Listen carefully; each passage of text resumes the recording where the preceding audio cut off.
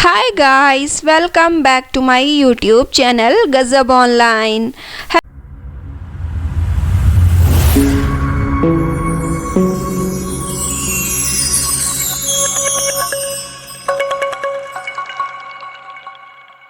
Hello everyone, good evening, Radhe Radhe. कैसे हैं आप सब लोग? आशा करती हूँ आप सब लोग बढ़िया होंगे और मैं भी बिल्कुल ठीक हूँ। तो दोस्तों, अभी शाम का 6 बज चुका है। पतिदेव मेरे ऑफिस जा चुके हैं और पतिदेव के जाने के बाद मैं फिर से लग गई हूँ अपने शाम के कामों में। क्या है ना, अपनी हाउसवाइफ की ड्यूटी तो कभी ख़त्म ही नहीं होती है। सुबह से शाम हो जाती है, लेकिन ये घर के काम है ना, ये तो ख़त्म होने का बिल्कुल नाम ही नहीं लेते। एक के बाद एक काम तैयार रहते हैं। तो फिलहाल शाम को मैं किचन में जाके अपने शाम की खाने की तैयारी करती। तो उससे पहले मेरे किचन में आज चावल ख़त्म हो गए थे, मसूर की दाल ख़त्म हो गई थी, रिफाइंड भी ख़त्म था। तो मैंने सोचा पहले खाने की तैयारी करने से पहले सारी ये चीज़ें जो है मैं यहाँ से निकाल कर जो है डब्बों में फिल कर देती हूँ।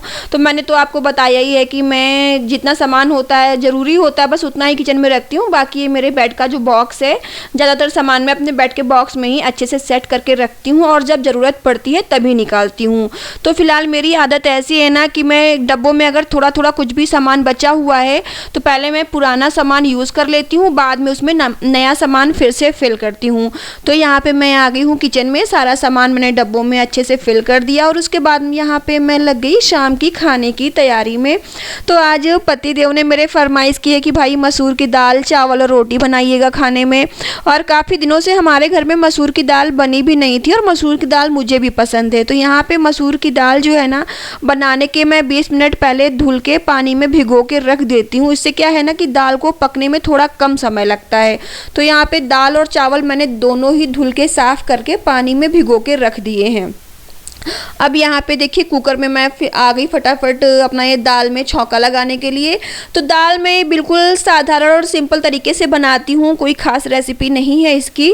तो बस कुकर में मैंने यहाँ पे सरसों का तेल डाला और तेल गरम हो जाने पर तेल में जीरा, हींग और प्याज, हरी मिर्च, लहसुन, ये सब चीज़ें जो काट के रखी थी डाला। इनको थोड़ा सा भूनने के बाद फिर जो रेगुलर मसाले होते हैं, सबसे पहले तो हल्दी डाला और हल्दी के बाद इसमें जो है मैंने धनिया मिर्च पाउडर, लाल मिर्च पाउडर, गरम मसाला, कस्तूरी मेथी और जिंजर गार्लिक पेस्ट, ये सब चीज़ें डालने के बाद फिर थोड़ा सा फ्राई करने के बाद टमाटर वगैरह डाला और टमाटर वगैरह डालने के बाद फिर जो है मैंने मसूर की दाल डाल दी इसमें। क्योंकि क्या है ना, दाल में मतलब कि सब्जी बनाइए या दाल बनाइए, अगर उसको थोड़ा सा मसालों के साथ अच्छे से भून लेते हैं, फ्राई कर लेते हैं ना, तो सब्जी का स्वाद थोड़ा अलग सा ही आता है, जो कि काफ़ी अच्छा फ्लेवर आता है।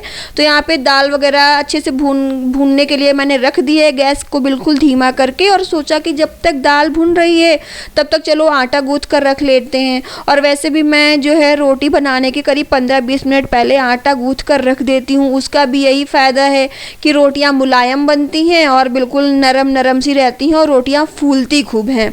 तो फिलहाल यहाँ पे आटा वगैरह मैंने गूंथ के रखा, आटा वगैरह रख दिया। आटा मैं क्या करती हूँ ना, अगर दिन में रोटियां बनाती हूँ सुबह मैं कोई दोपहर वाले खाने में, तब आटा मैं थोड़ा सा ज़्यादा गूँथ लेती हूँ कि मतलब शाम को भी हो जाएगा। लेकिन हाँ, अगर शाम को रोटियां बनाती हूँ तो कोशिश करती हूँ कि आटा उतना ही गूँथूँ कि बस शाम को जो है बचे ना, शाम भर का ही बने। तो फिलहाल यहाँ पे आटा गूंथ के रख दिया था, लगे हाथ यहाँ पे मेरी दाल भी अच्छे से भुन गई थी। तो यहाँ पे मैंने दाल में पानी डाल के अच्छे से खौला के कुकर में सीटी लगा दी। और जो सामान दाल बनाने के लिए मैंने निकाला था, तो वो सारा सामान पोंछ के मैं उसको जो साफ़ करके उसकी जगह पे फिर से सेट करके रख दिया। क्या है ना, जो चीज़ें जहाँ से उठाओ उनको यूज़ करने के बाद वहीं पर रख दो ना, तो हमारे लिए जो है बाद के लिए काम आसान हो जाता है और कम रहता है और किचन हमारी बिल्कुल व्यवस्थित दिखती है। तो फिलहाल यहाँ पे जब तक हमारी दाल पक रही है तब तक मैंने सोचा चलो किचन के थोड़े से कुछ और ये काम निपटा लेती हूँ पेंडिंग वाले। जैसे कि अभी बर्तन धुले हुए रखे हैं, तो यहाँ पे मैं बर्तन जो है स्टैंड में सेट करने लगी हूँ।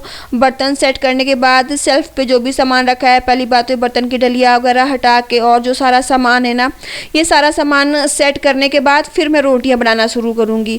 क्या है ना, किचन साफ़ सुथरी रहती है ना, तो खाना बनाने में भी मज़ा आता है। है, खाना बनाने में इंटरेस्ट आता है और चीज़ें साफ़ सुथरी बनी रहे तो बड़ा मन को भी बड़ा सुकून मिलता है। और सबसे पहली बात तो मैं बताऊँ ना, मुझे अपनी किचन साफ़ सुथरी ही अच्छी लगती है। तो मैं जब भी किचन में काम करती हूँ तो काम करती जाती हूँ और जिन जिन चीज़ों को यूज़ करती हूँ उनको साफ़ कर करके तुरंत वैसे ही सेट करती जाती हूँ।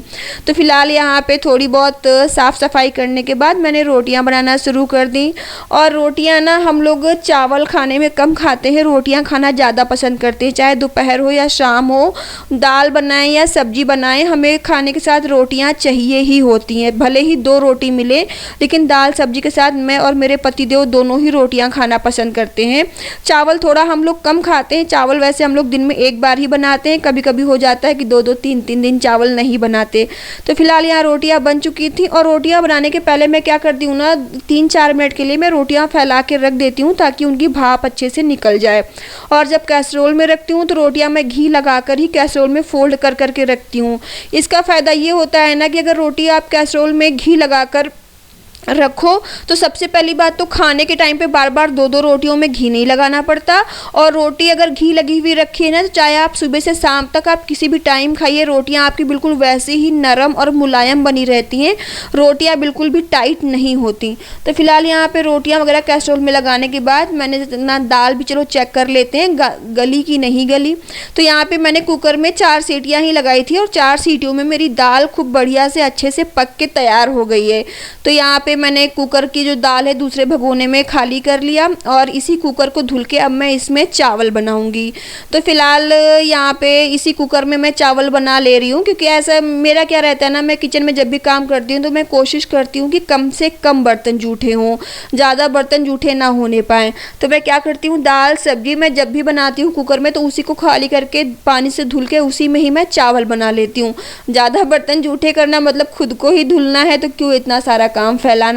तो यहाँ पे कुकर को धुल के मैंने चावल चढ़ा दिया था। यहाँ पे अभी मैंने चावल बनने के लिए रख दिए हैं। तो जब तक चावल बन रहे हैं तब तक मैंने किचन का ये जो है कपड़े से थोड़ा सा साफ़ सफाई करके जो बर्तन जूठे निकले थे बर्तन भी धुल के निपटा देती हूँ।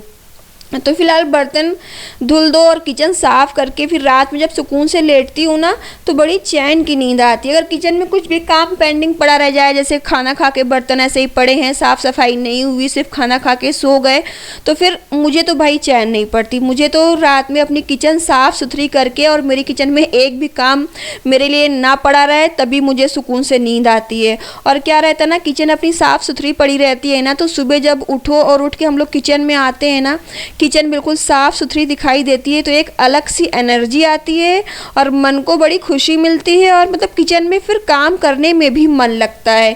तो फिलहाल मैं अपने किचन को रात में साफ़ सुथरा करके ही सोती हूँ और सारे बर्तन धुल के सारे काम ख़त्म करके सोती हूँ। तो यहाँ किचन की मैंने साफ़ सफाई करके निपटा लिया था। अब इसके बाद अभी एक काम और मेरा पेंडिंग है, बालकनी में कुछ कपड़े पड़े हुए हैं तो मुझे बस बालकनी के कपड़े उठा के फोल्ड करके अलमारी में सेट करने हैं। तो आजकल मैं रात में कपड़े बालकनी में डले हुए नहीं छोड़ती हूँ, क्योंकि आजकल मौसम ठंडा हो रहा है तो ओस वगैरह गिरती है ना, तो कपड़े सुबह सूखे हुए कपड़े भी हल्के से गीले लगने लगते हैं। तो यहाँ कपड़े उठा के मैंने कपड़े भी फोल्ड करना शुरू कर दिया। और ये देखिए मैंने अपने सोफ़ा कम बेड पे जो मैंने अपनी बेडशीट का कवर बना के डाला था, तो फिलहाल कितना अच्छा लग रहा है। लग ही नहीं रहा है कि ये इसका कवर नहीं है, अलग से सेट किया हुआ है और हॉल में एक अलग सा नया सा लुक आ गया है। बिल्कुल सोफ़े की जो है ना और शान बढ़ गई है। तो फिलहाल ये कवर जो है ना मेरे सोफ़े को बहुत सूट कर रहा है। तो यहाँ पे कपड़े वगैरह फोल्ड करने के बाद मैंने कपड़े अलमारी में सेट किए। और दोस्तों कल हम लोग जा रहे हैं सुबह 4 बजे सियागढ़। सियागढ़ का जो सनराइज़ होता है ना वो देखने में बड़ी मज़ा आती है। वहाँ का सुबह का कुछ नज़ारा ही और रहता है। तो सुमित ने बोला है कि कल सुबह 4 बजे हम लोग सियागढ़ जाएंगे। तो यहाँ पुणे का मौसम काफ़ी ठंडा होता है, तो सुमित ने बोला कि अपने पहनने के लिए कुछ गर्म जैकेट वगैरह निकाल लेना, अच्छे से गर्म कपड़े ले लेना, क्योंकि मैं बीमार बहुत जल्दी पड़ जाती हूँ ना, इसलिए। तो यहाँ पे मैं आ गई, अपने लिए जो है कुछ जैकेट वगैरह निकाल रही हूँ जो मुझे कल पहन जाना है। तो यहाँ पे कपड़े वगैरह मैंने निकाल के रख लिए। अब बज चुका था रात का 9:30। मुझे भूख बहुत ज़ोरों की लगी थी, तो मैं यहाँ पे अपने लिए लगा रही हूँ खाने की थाली, दाल चावल रोटी। तो दोस्तों आ जाइए मेरे साथ गर्मा गर्म दाल चावल रोटी खाने का मज़ा लीजिए। तो चलिए बस आज का व्लॉग यहीं तक था, फिर मिलती हूँ आपसे अपने नए व्लॉग में। हमारे वीडियोज़ को लगातार देखते रहने के लिए प्लीज़ हमारे चैनल को लाइक एंड सब्सक्राइब करें एंड बेल आइकन को प्रेस करना ना भूलें। तब तक के लिए दोस्तों स्वस्थ रहिए, मस्त रहिए, tata bye bye, Radhe Radhe जी।